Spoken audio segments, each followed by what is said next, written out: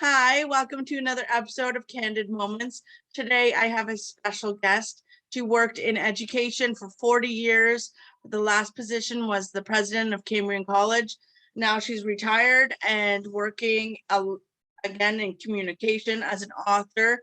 She has her debut novel, Rhubarb, Strawberries, and Willows.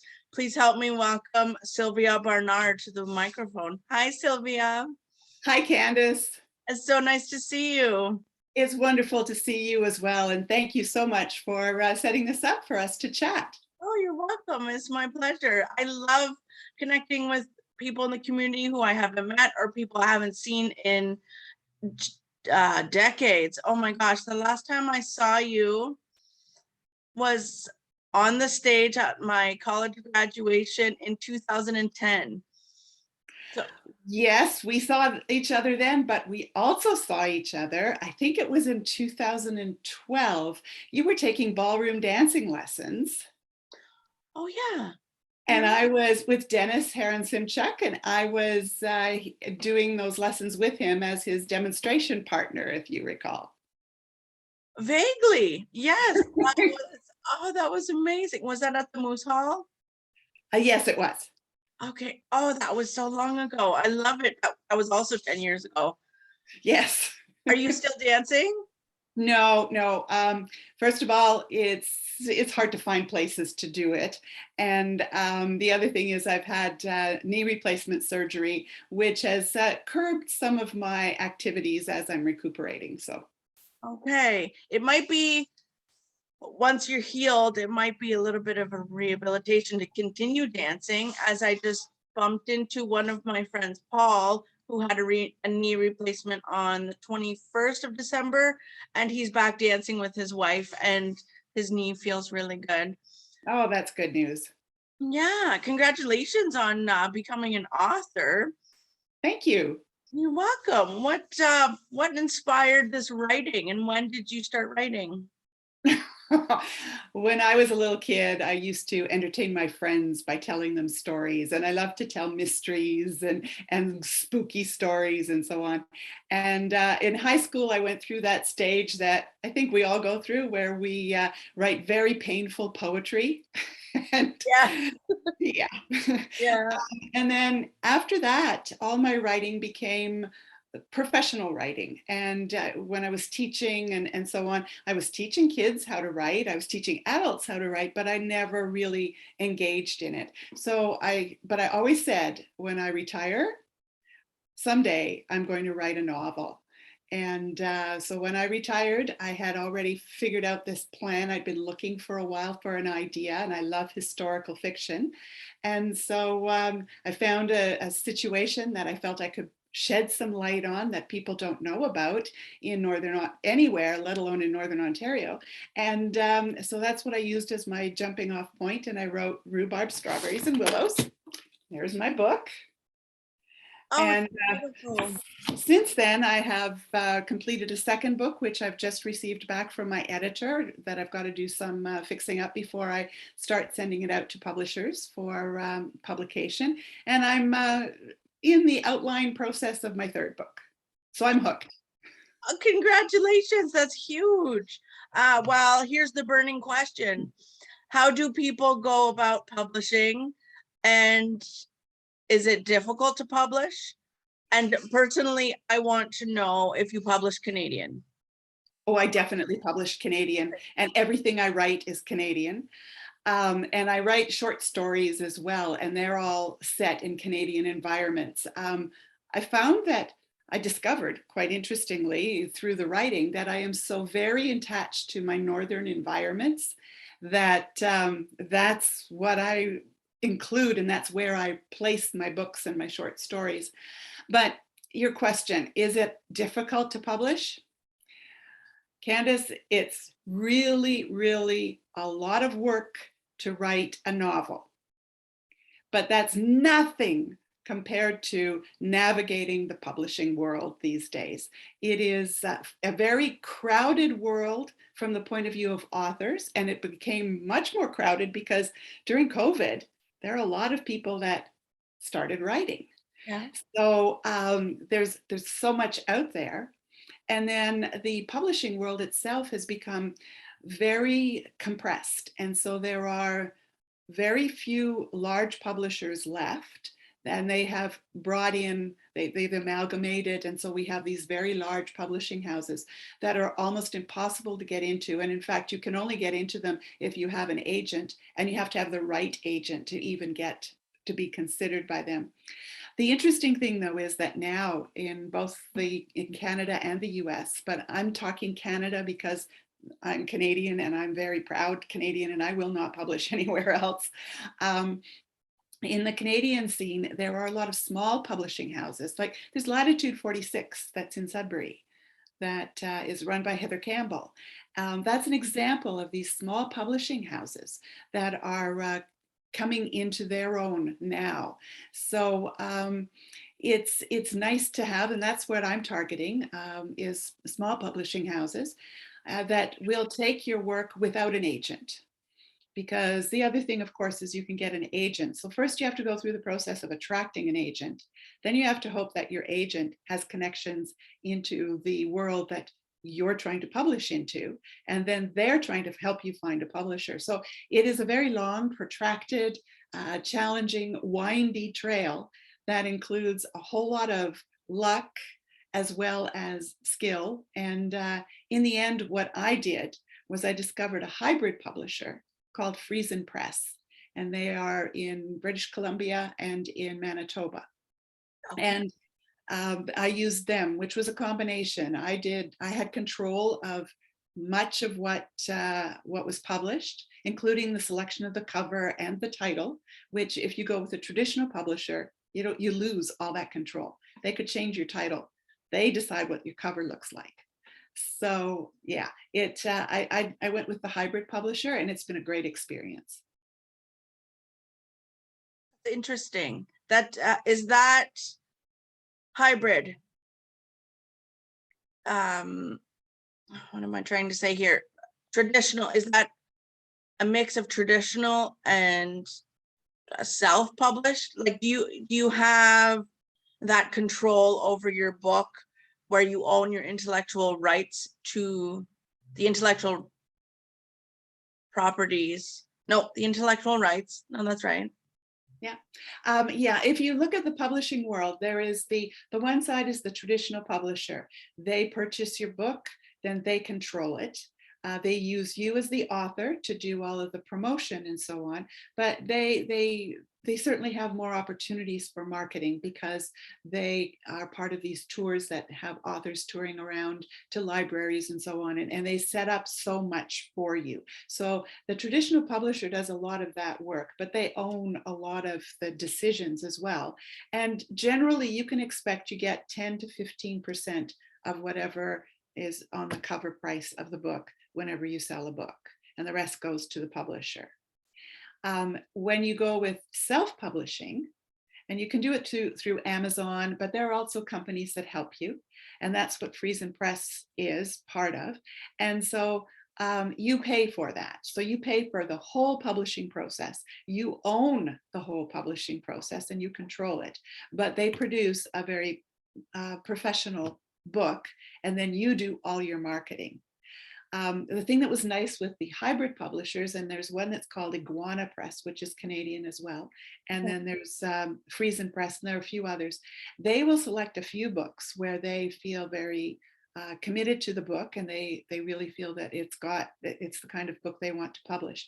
So they engage in a relationship with you. So they cover some of the costs and you cover some of the costs. You still maintain the control.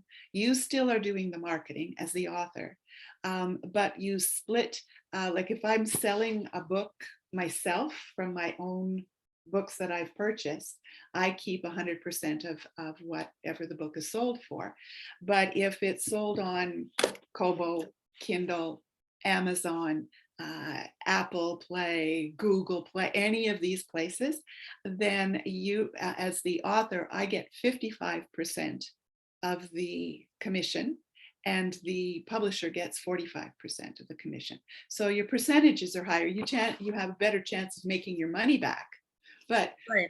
you're just never going to make money being an author. It's going to cost you no matter how you look at it. That's true. And it's a project that we're very proud of to have, on the shelf. Hardcovers. I see that you have a hardcover with you. Those ones cost us and our customers a lot more than the soft cover. Where's the soft cover? It's somewhere. But the first time that you held your book in your hand, your first book, tell me about how that felt. The books were delivered by, well, I got the hardcover first. I got 1 complimentary hardcover and 10 complimentary print covers that I didn't have to pay for. And when that box arrived, and it actually arrived 2 days early, so I wasn't even expecting it. And my grandson was here. We had our grandson for a few days. And so the FedEx truck pulls up and the guy brings me this box. I'm thinking, what is this? And then I realize what it is. I opened the box and I just stood there looking at these books that were the real thing. And my 8-year-old grandson standing beside me, and he's going, looks at me, looks at the books, goes, Grandma, are you okay? And the tears were starting to go. And I said to him, I picked it up and I said to him, well, this is the book. Remember, I told you I was writing a book. This is the book. And he took the book and he looked at it. And it was the cutest thing because he looked just like he knew what he was doing. He looked at the cover and then he flipped through the pages. Then he put the book down very carefully on the table and he gave me a big hug and he said, Grandma, I'm so proud of you. And that was it. Oh, I was done. So yeah, and it's, I don't know, like Candace, you know that feeling. There were times where I would simply walk downstairs to where I had the box of books and just, oh yeah, it's still here. I did this. I made that. Oh, what a beautiful feeling. I remember crying too when I got the first one, but I made a huge mistake. I was caught up. I was so caught up in, oh my gosh, this is real. The publisher asked me to go through it carefully to see if there were any mistakes. And I'm very impulsive. So I flipped through it. I said, oh, it's gorgeous. Send me a whole box of books. There are spelling errors in there. I didn't really carefully look through it. I was just too excited. And I just said, send me a whole bunch of books. But it was a learning curve. Yeah. Well, the other thing is that, I don't know if you find the same thing, but you can read something that you've written 20 times and you think, yep, I caught all the mistakes. Everything is fine. And then my editor comes back and she's like, well, there's a spelling mistake here and you got 2 thes in a row here. And there's, and these little things that you just don't see. So I have found that it's been very worthwhile to, and I found a freelance editor who's terrific. She's in Guelph, and she has worked with some very high-level authors that have had a great deal of success too. And she's the kind of person that doesn't pull punches, and that's what I need. I don't need somebody who's going to compliment me. I need somebody who's going to really, be brutal if you have to, but be honest. And she has just been so tremendous. We've become friends because she has been so great. And first of all, building up on the positive side, the things that, are great about the book, but then also picking up some of these inconsistencies. This one has time travel in it. And so I'm juggling 2 different time periods.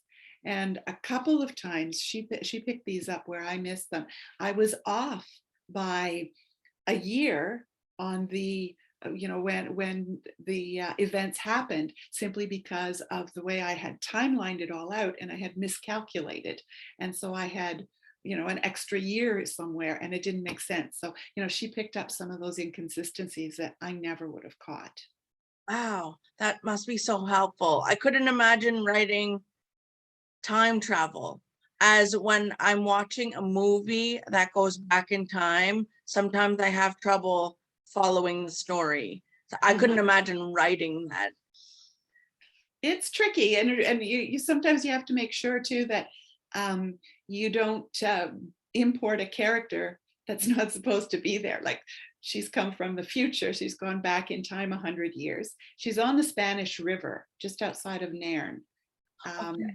And that's where the book takes place. You know where the Highway 17 goes across the Spanish River? There's the highway, and then there's a picnic area right beside it, just before you get to Espanola. In that, it's that stretch of river. And there was a train disaster in 1910 that happened and it was the third worst train disaster in Canadian history up until the 1950s. And 48 people were killed. There were only 102 on the train, but the train derailed and went into the river. So that was the trigger point for me.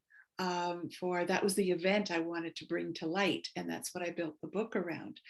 But yeah, there was one place where I brought in a character that he hadn't been born yet when I brought him in. Like, he wasn't a time traveler. I just miscalculated again. And so I brought back a historical character, a real character that I was incorporating, but I had his age wrong when he came back. So that was a bit of a blip that we corrected. Oh, well, it's good to catch things like that. There were a few things that not only did my publisher not catch, repetitions and spacing, and I obviously didn't catch as well, but that's another story. That it's very, very important to have somebody look over your work. Absolutely. Yeah. What so did you have a book signing local? Yes, I've had a few book signings and done a few book talks at the local library in Barrie, because I live in Penetanguishene right now. We moved to Penetanguishene, so I was in the Penetang Library and and there are scenes in the book. There are a few events in the book that take place in Midland and Penetanguishene in the late 1890s. And so it's a nice connection, quite inadvertently. I didn't expect to be living in Penetang when I wrote the book, but so there's been a local interest in local flavor. So I've done a couple of libraries here. I am scheduled for 2 more readings here in this area in the coming weeks in September. And then in October, right now, well, September 29th, I'm at the Espanola Library. Then October 3rd and 4th, I'm at the main branch of the Sudbury Library on Mackenzie. And then at the South End Library on the 4th.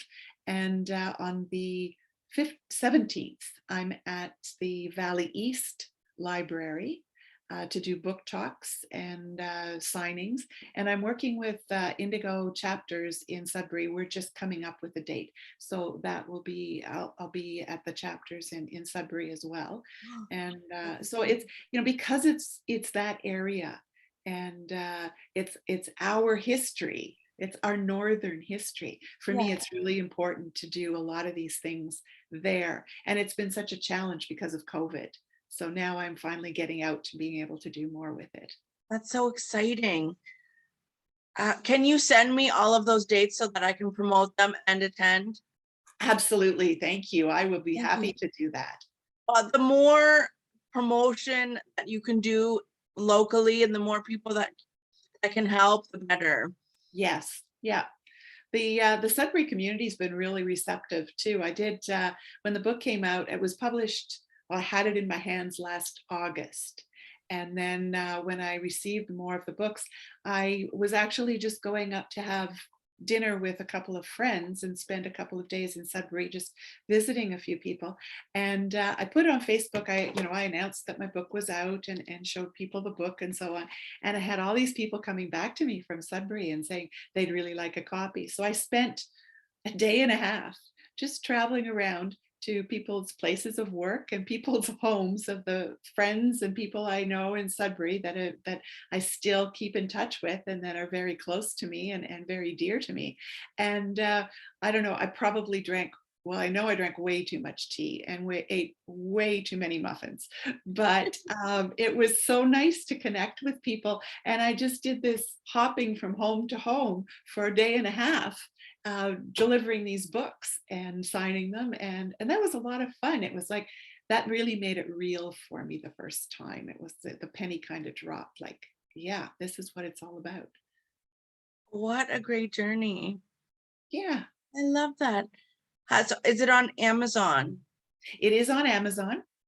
And I also have a website. I don't know if I think I sent you the website. Yeah, I have it open here. Yeah. It's So and I'll be posting those dates on the website.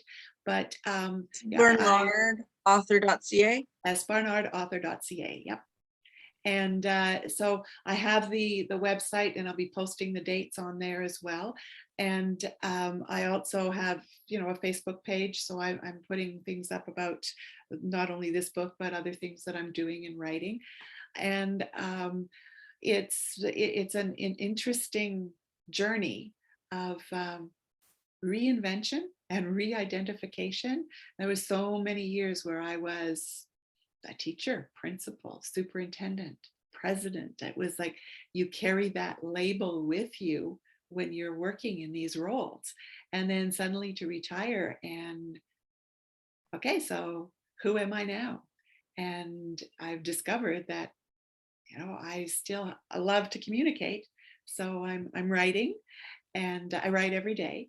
And I'm also giving back to the community. I'm on the board of the Midland Cultural Center, Okay. which is an exciting experience. And I've been a member of the board on the Canadian Authors Association, which is a national association. I was part of that for 3 years. And so now it's a time to give back and share my experiences and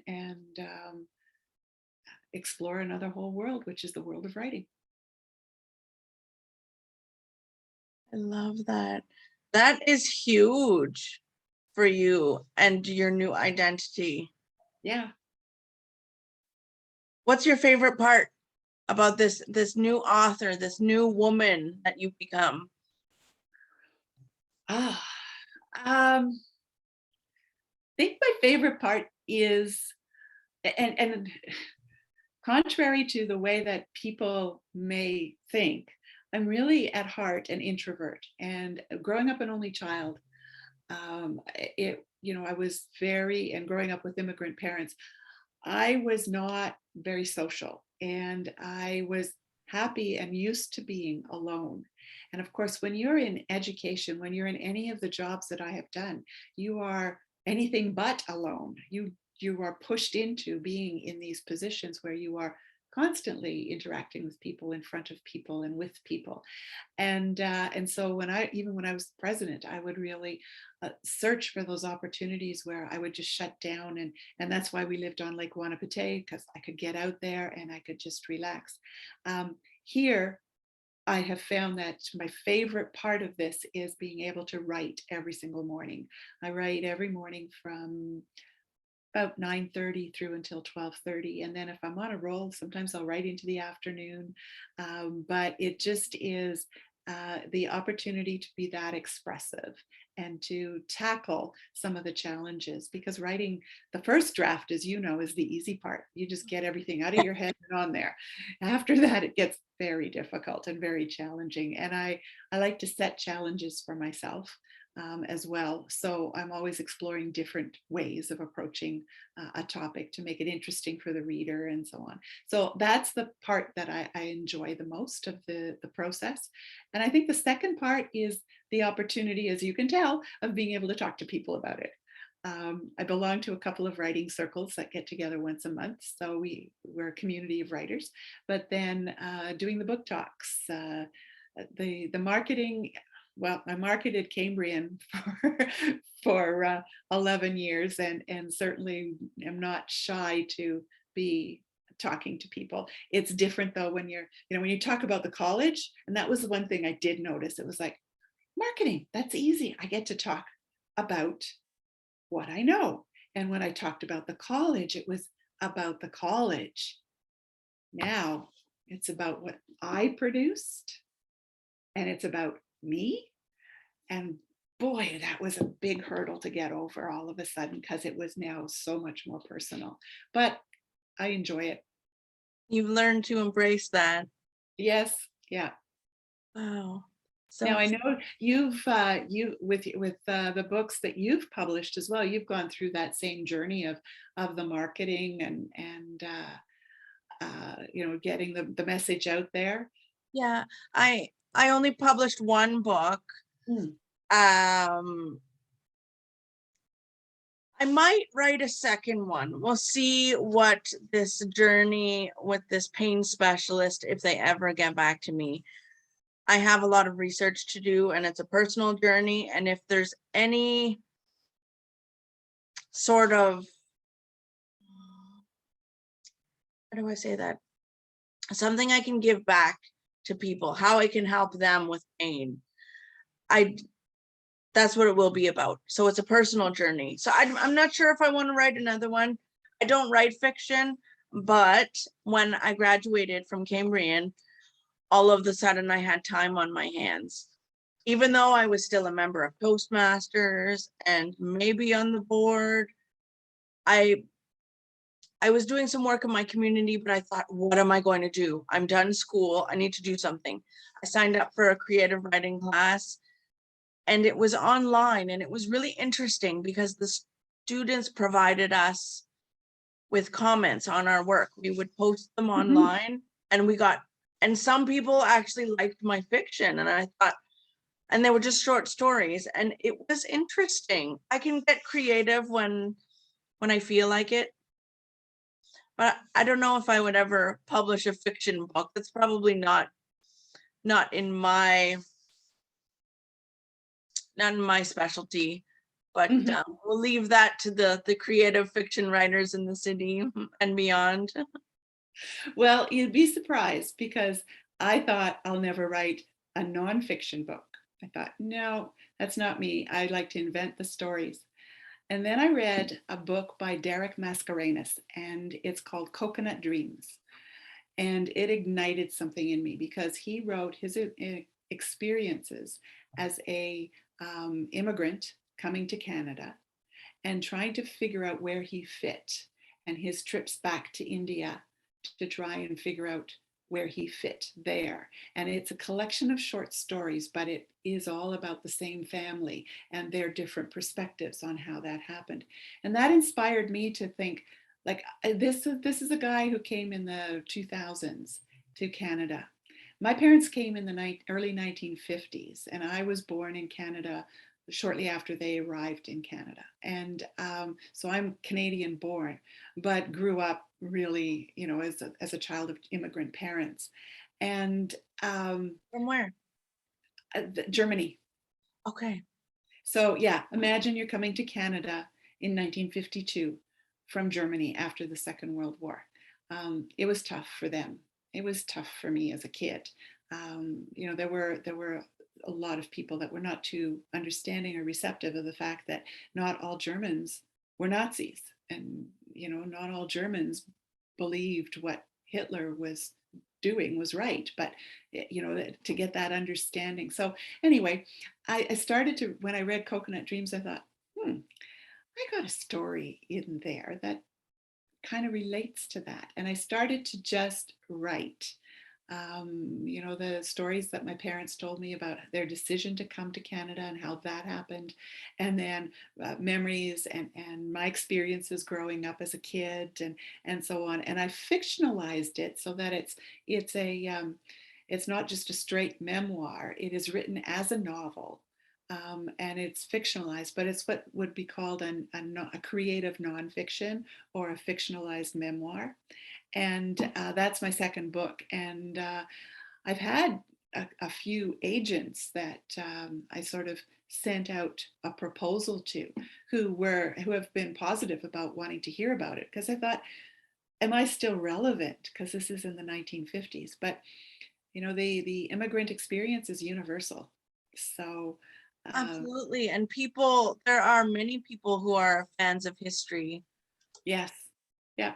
So I did manage to write a nonfiction book. So I'm sure that you have a fiction book inside you. you. Ah, I bet I do.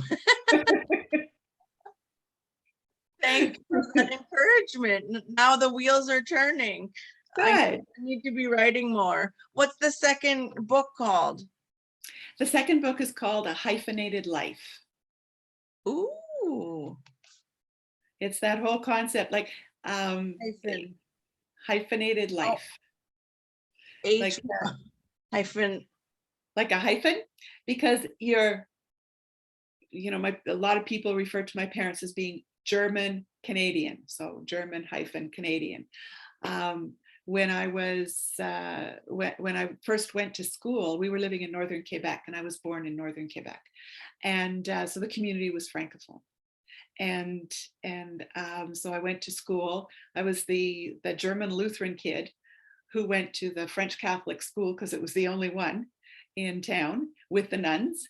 They even let me do First Communion, even though I wasn't Catholic, because they weren't going to exclude me because everybody else was Catholic. And my parents were, yeah, sure, that's fine. So when we moved to Ontario, a lot of the kids and a lot of the people referred to me as being German Canadian and French Canadian. And it was like, how do I ever get to just be Canadian?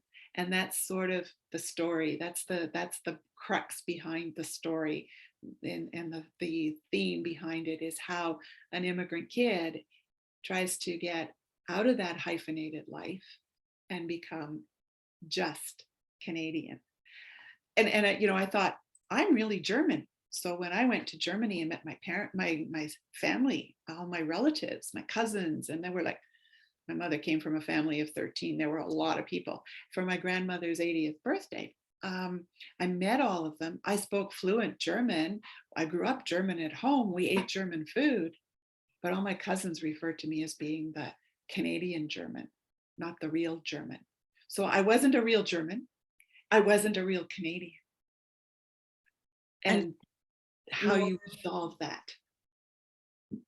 Wow, and not a real French Canadian. And not a real French Canadian, definitely not. I mean, I spoke French fluently, but that was the only thing about me that was French, was the fact that I had the language.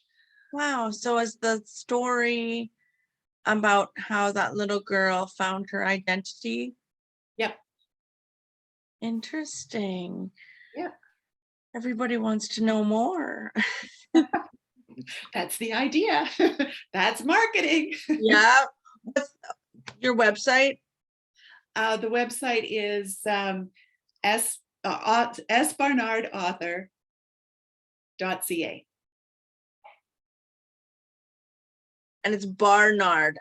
Yes. Barnard. That's right. .ca. .ca. Okay. That was the other challenge, because I was trying to set up a website, and there is an sbarnard.com, there is a sylviabarnard.com, or .ca, sorry. There's a sylviabarnard.ca, there's an sbarnard.ca. And I said, but everybody said, well, just do .com. No, I'm Canadian. Yeah. Like, now you know why I'm so adamant about being Canadian. You've heard a bit of my story, but I am Canadian, and it is going to be .ca. So I had to really play around with things until I came up with something that would give me the .ca that wasn't already taken. That's important.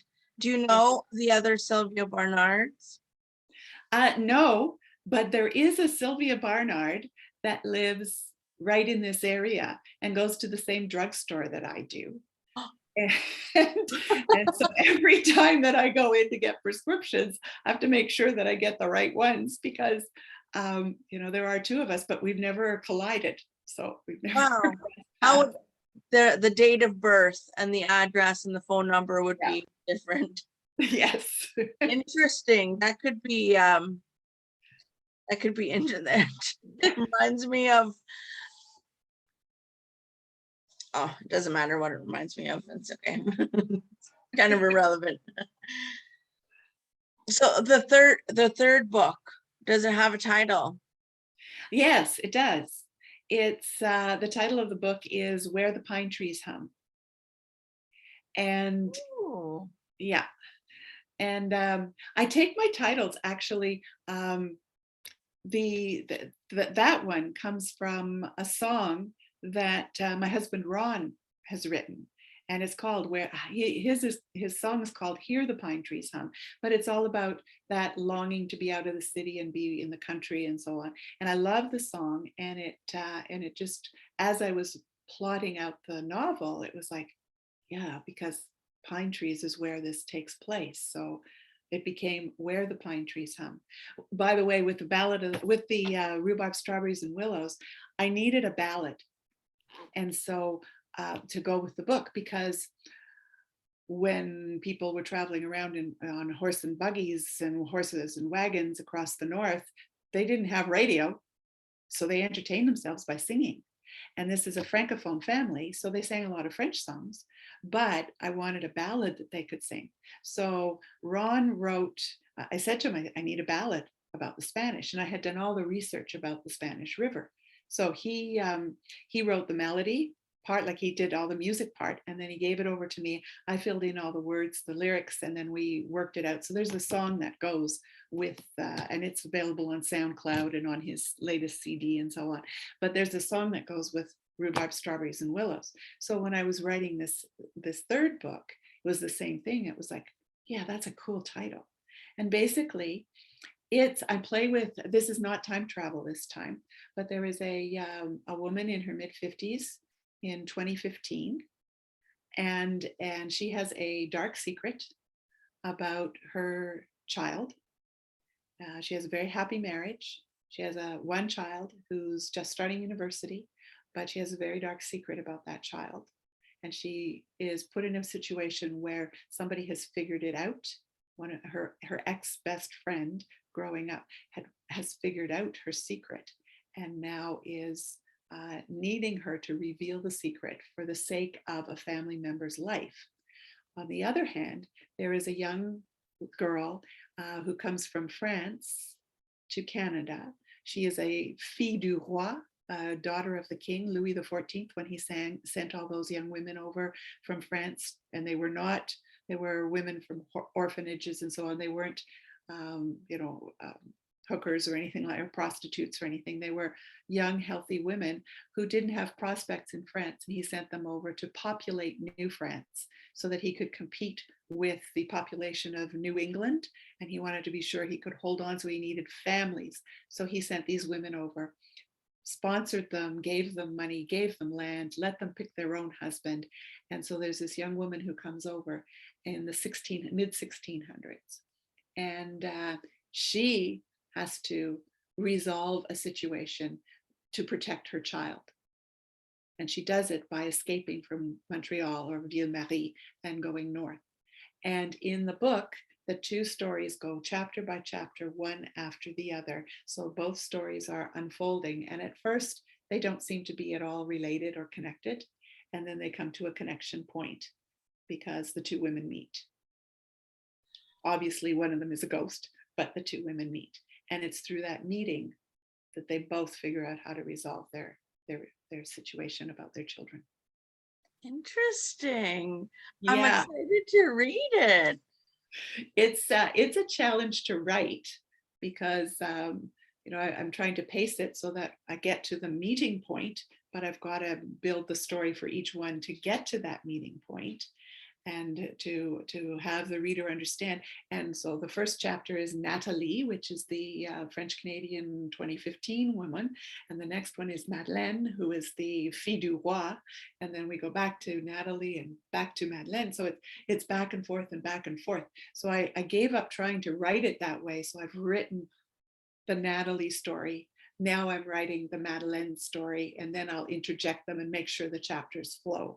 But it was, at first I thought, I'll just write a chapter of one and then a chapter of the other. And that was too confusing. I couldn't keep track. Especially when you keep it in one document. Yeah. Oh, yeah. Right? What's your writing process? Do you keep it in one Word document? I do. Okay. And what I do is I write. I just whatever. And I really try to stop myself from doing any kind of editing. I just want to get everything out. Now, I have to be totally honest. I can't not write in sentences. And if I misspell words, it drives me crazy. So, I make sure that there's some flow and so on. And so I am doing correcting as I go, but I basically write everything. And then after I've done a section of it, I will take some time to go back and go through the piece that I've done, which is 3 or 4 chapters, maybe once a week. At the end of the week, I'll sit down and I'll go through that just to play a little bit with things and remove things. But the other thing I learned is don't ever throw anything out. When I wrote Rhubarb, Strawberries, and Willows, I had a lot of things in there that were backstory. There's a native couple that are in there, and there was a whole lot of stuff I didn't need in there about them. And so there was stuff that I pulled out, and I created a separate file because one of my mentors, Elisa York, she had said, don't ever throw anything out because you never know. And she's absolutely right, because I have dipped back into what I call the residuals, the stuff that was cut and left on the computer file, that piece. I've gone back into there and pulled things for short stories and other ideas from there. So it's you never throw anything out, you just move it to a different file. So I learned that lesson. That is so important.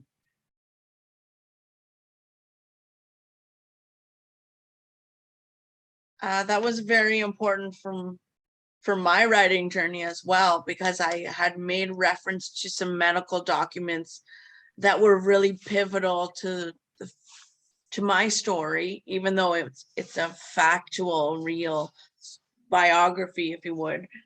And it was really important for me to keep those files. But after so long, my family wanted to rid ourselves of those medical documents that were nearly as tall as me, because it would just, those were bad, sour memories. Mm-hmm. So after I wrote what I needed and got all of that material, then we were able to burn those fires up, burn the files in the fire, which felt really good. But it is important to keep our writing. One of the lessons I've learned is to date everything that we write. Oh. I've found pieces of poetry that I wrote, oh my gosh, a long time ago, in 1998. The first poem that the book starts with, it was on this piece of paper in my room when I got home from the hospital. I was going through my old stuff, and it said, where is it? It was November 1998. November something, anyways, 1998. And I found it really important. It was very pivotal. I don't know what compelled me to write that poem that day, but it had to do with losing one's soul. And waking up on a beach, and how I lost my sailboat. So since I lost my sailboat, I had lost my soul. And it was kind of like an introduction of the new me and the new Candace. And that's how the book starts. And it sounds a little fictional, but my story is very, from what I remember, it's a good story. It's a good fictional story, because it sounds fictional because it's so unreal. Yeah. That you could almost write it as though it's fiction. Well, that whole imagery of losing the sailboat and the water, and attributing that as to the loss of your soul. I mean, that is powerful. That is amazing. I've written down this thing about date what you write. I don't do that. I probably should.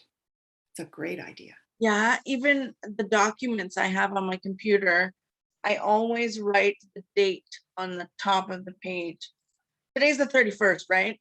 Yes, it is. You, that's the last day of August. Yeah, Hard to believe.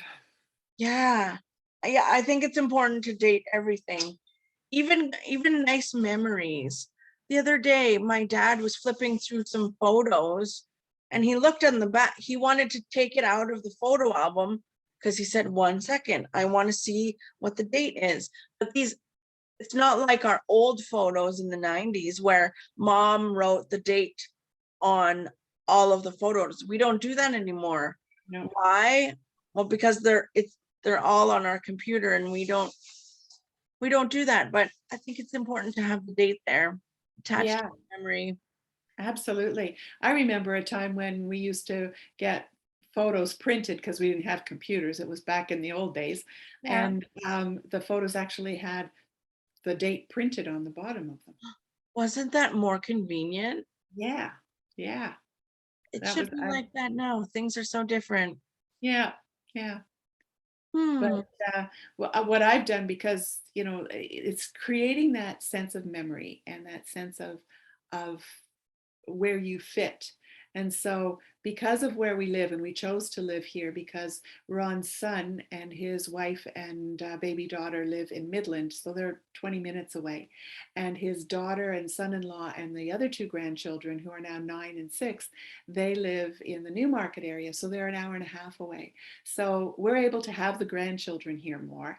We also do monthly family dinners where we come together, and we just had ours on Sunday, and we just spend the whole day together, and we do fun stuff, and we create food and conversation, and everybody catches up, and the kids really get a sense of how they fit in the family.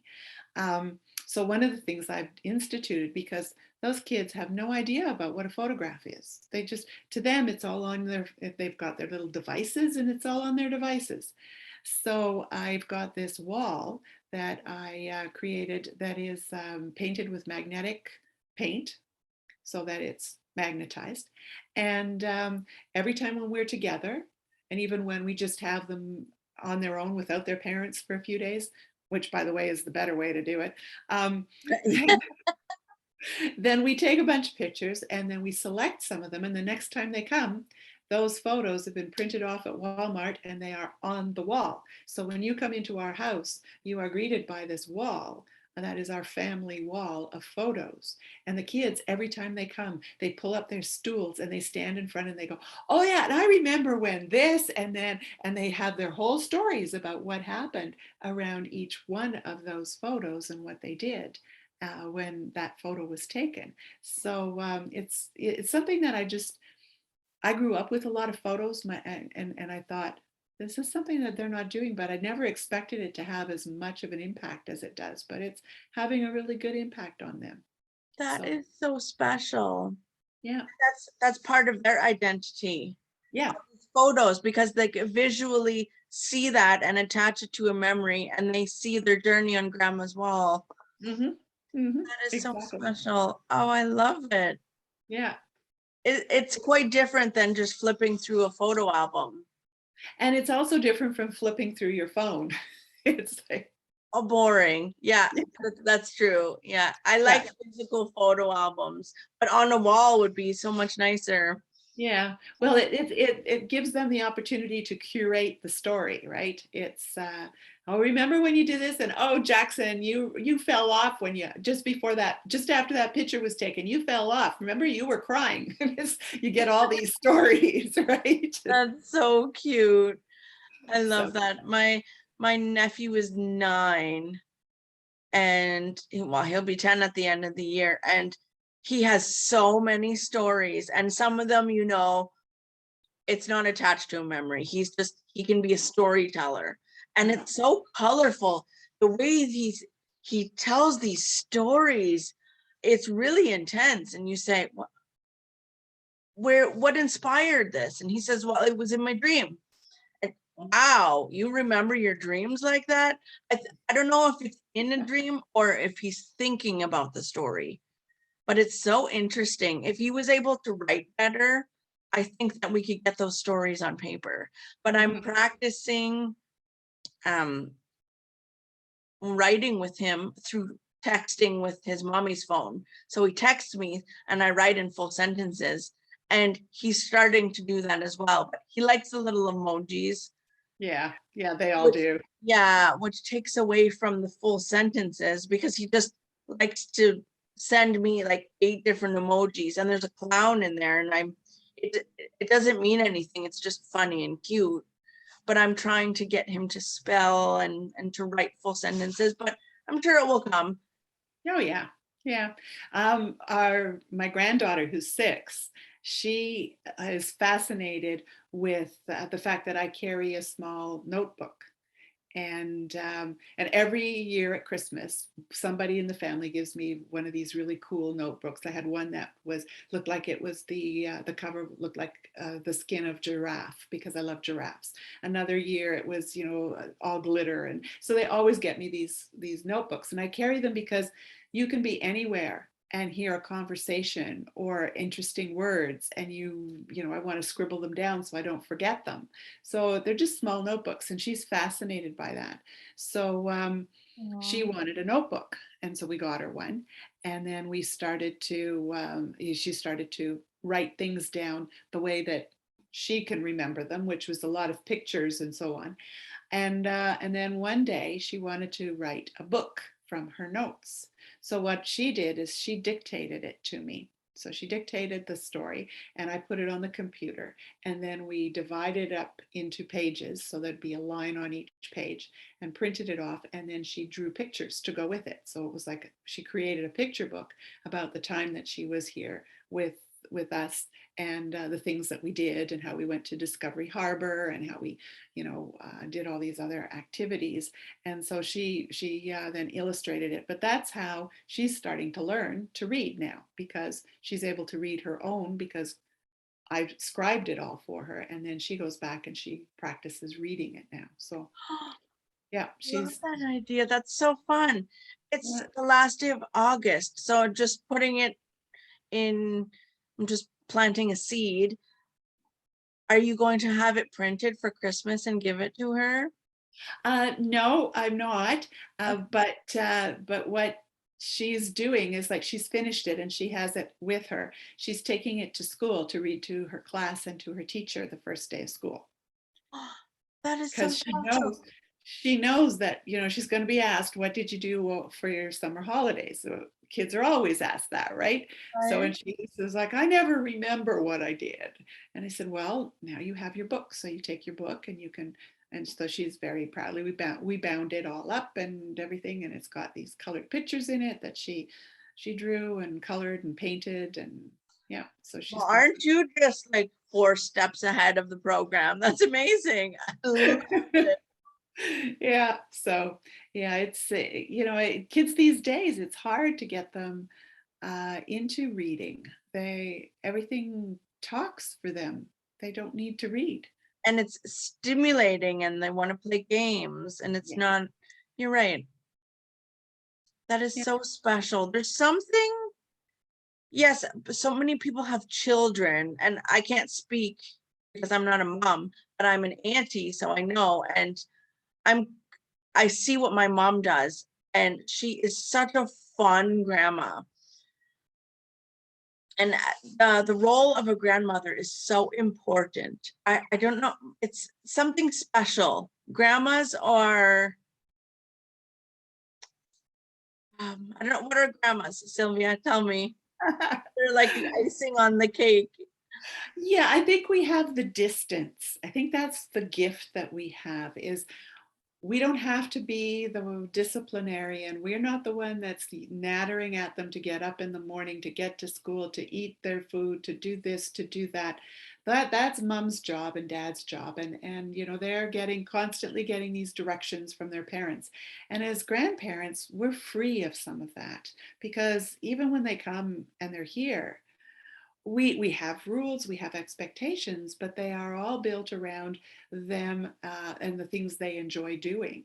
So um, they help with the dishes. They set the table. When we have the 6-year-old and the 9-year-old, one of them sets the table, the other one clears the table. They think it's really fun to put the dishes in the dishwasher.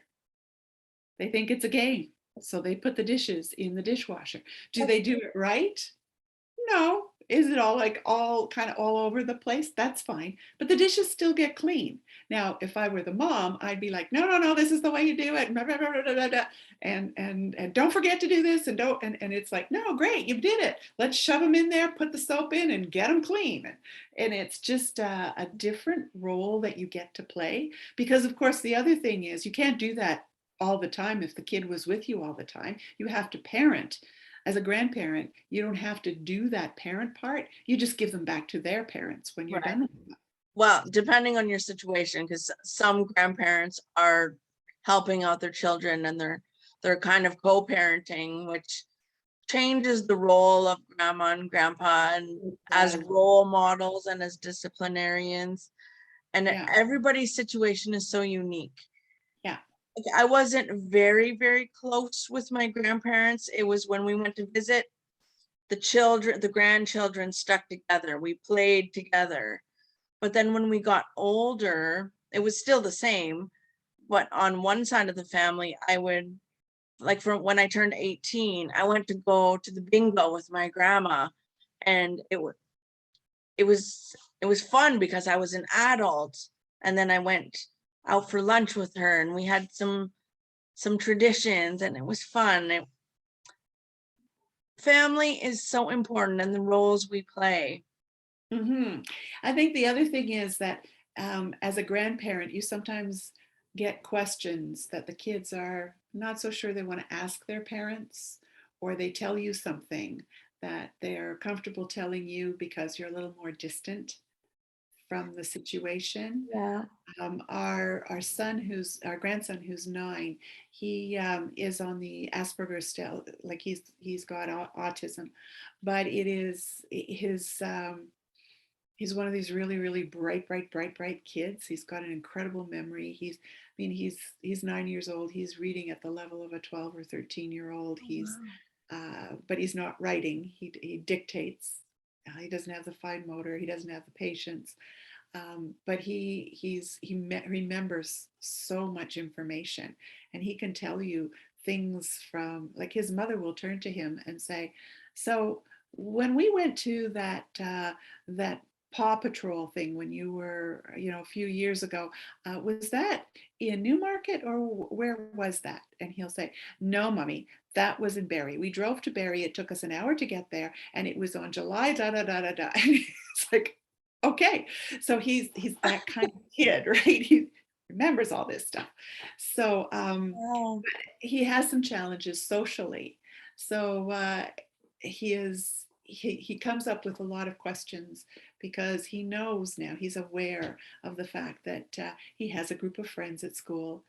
They're all into video games and that kind of thing. They're not into sports, but there's so many kids that are into sports, and he's not part of the mainstream, and he's recognized that. And he's this last weekend he was asking me, "So how do I talk to kids that aren't into video games? Like, what can I talk about? Can I talk about TV shows I like? I don't want to talk about sports, and they want to talk about sports. How do I handle that? Like, what do I say? Do I just say, 'Oh, that's boring,' and walk away? No, Jackson, that's probably not the best approach. Let's talk about this." And he won't talk about those things with his mother because he says, "If I talk about those with my mom, she'll worry. She'll worry when I'm at school, and I don't want her to worry." What a wise little boy. Yes. Wow. You could tell that he gets some sort of wisdom from his upbringing. Yeah. It's interesting. I think those are proper questions to ask. Yeah. Yeah. If we, So it's good that way. And I think that's another role that we as grandparents and as aunt and uncle. It's like I only met my maternal grandmother once when I was 13. I met my paternal grandparents, my paternal grandfather twice, and my paternal grandmother 3 times in my entire life because they were in Germany. So right. it was, and then they passed away. So, they didn't really play a role. But I had an aunt and uncle that had also that came to Canada at a certain point after we were here for a while. And they really fulfilled that role a lot for me, to have somebody that I could talk to about some of these things that, either you didn't want your mother to know, or you didn't want your dad to worry about or think about. So you need somebody else to talk to. So whether it's an aunt, an uncle, a grandparent, I think we do, as you say, every person in a family plays a role in raising that kid. Yes, it truly does take a village. Yes. I only hope that, like, I know I'm the silly, fun auntie who, laughs at jokes and tells jokes, but I'm open to talking about anything. So I think my nephew might be open with me, because we talk about anything, because it's auntie's rules are a little different than like mom and grandma and grandpa and even dad. Um, I just hope that it's a positive role that I'm playing. I hope so. I'm just myself, but sometimes you have to remember that you can't always be yourself with children, because they Yes. just Oh, yeah. they pick up on everything. So I really have to tone it down, and I'm not used to that. And it's a challenge for Auntie, but Yeah, I think it's all worth it, and it's lots of fun. absolutely. Absolutely. Wow. So these books, Yes. thinking about legacy, is this part of your legacy, Sylvia? Your creativity, the I fiction? never I never thought about it that way. That wasn't why I did it. When I Mhm. first wrote the first book, I did it. Alzheimer's is very prominent on my mother's side of the family. All of the females on my mother's side, from my grandmother through all of my mother and all her sisters, all had Alzheimer's, and or they had dementia that was Alzheimer like. There were a couple that had it confirmed through autopsies, but it was Alzheimer's. And so seeing that, one of the things that I decided was I need to keep my brain sharp. And so that's one of the reasons too that I really went into the writing. Was I learned to play the piano as well. So I practice piano, and I write. And that was to do that brain thing of keeping your brain active and sharp. So it never really was something that I'm doing as a legacy when I started out. But both Ron's son and daughter bought books, and they would not take them as gifts. I gave them each a book. Obviously, I gave a lot of family members books, but they were like, no, we are buying these books for the grandchildren, and they have them kept and they had me sign them for the grandchildren, so that they have something that this is what grandma produced, and this is when grandma was an author. This is something that she produced. So they sort of have taken that on, which is like great. That is so special. Yeah. Wow. The And main reason I did write Rhubarb, Strawberries, and Willows, though, was because of the fact that I was uh, I was astounded that nobody knew about this train disaster.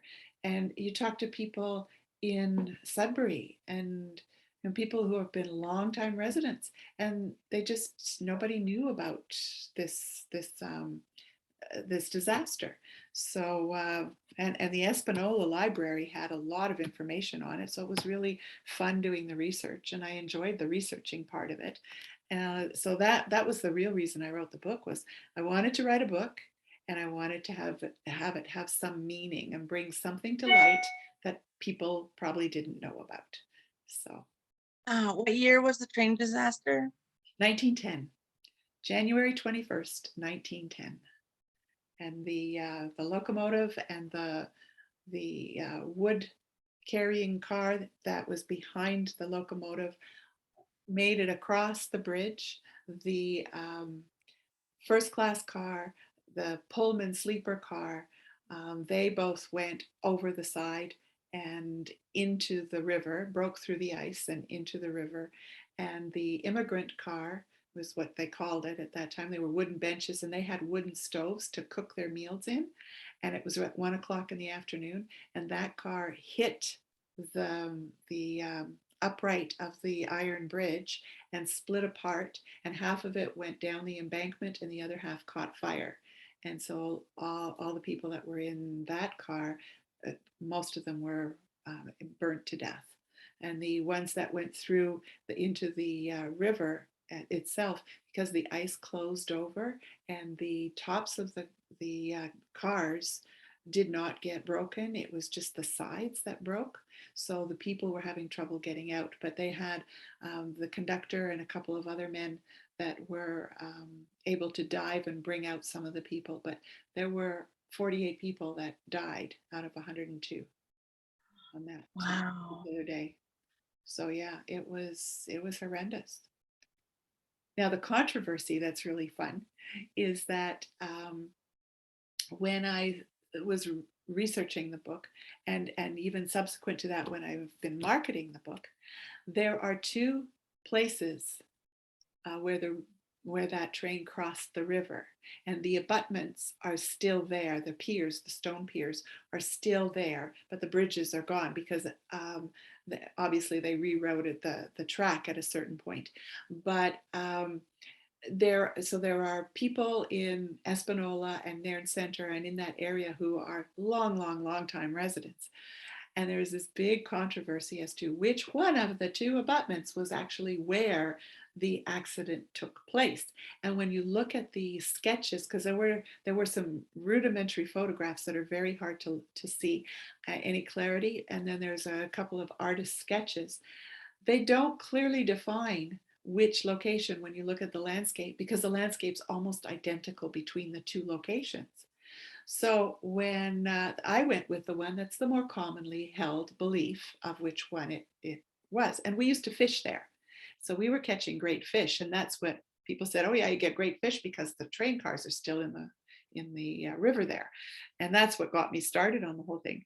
Well, when I published the book, and then there is a Facebook site for Northern Ontario. And so I put on that, I posted a picture of the abutments and a picture of the title of the book, and said, and this is a memory of the train disaster of 1910. Well, the thing exploded because there were all these people who were like, no, that's not the right place. Oh, yes, it is. And it was back and forth, back and forth. Eventually they had to cut off the comments because there was this little explosion that happened between all the members in Northern Ontario of this Facebook group, who were having this debate about which one was the right place where the accident took place. And it was like, wow, I didn't know I opened that can of worms. Oh, Pretty funny. Are the cars still in the water or no? One is the undercarriage of one of them is still in the water. They couldn't, it's mired in the mud. And divers have dove down and they have found it, which is why I went with that location, because it's like divers have reported like the water's very murky. It's that tea water that is in the Spanish and in all those northern rivers from the Tan and from the Pines. So it's not terribly clear, but there are divers that have scuba divers who've scuba there and said, yep, we've seen that the undercarriage of the cars are there. And there's someone else, but there's others who are saying, no, that was from a different accident. And this one, this one was the one, and it's at this other bridge, and da. So, as I say, it's pretty interesting. Wow, I look forward to attending your book signings when you come back to town. That'd be great. I'm looking forward to seeing you, and I'll be able to give you a signed copy of the book. I love that. I wouldn't have it any different. Maybe. I don't know if I have any copies. Maybe we can do a trade. That'd be great. I'd love that. Okay. Absolutely. Yeah. Fun. You'll have to send me all that information. Sylvia, I cannot express how grateful I am to have connected with you today. Well, thank you. Thank you. It's been a pleasure to connect with you. I remember when you were at Cambrian, and I remember hearing your story, and we chatted a number of times when you were there, and it was just amazing, you know, what you've done and how you've overcome all those challenges.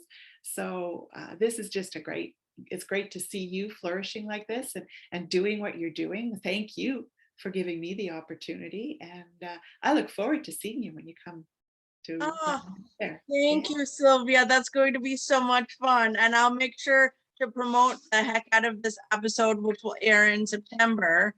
And Okay, great. yeah, and I'll let you know when it airs. Mhm. And it's just so nice to support local people who go after their big lofty dreams and give back to the community while they touch, move, and inspire. So nice. Thank you. Thank you. Thank you, Sylvia. Sylvia Barnard, everybody.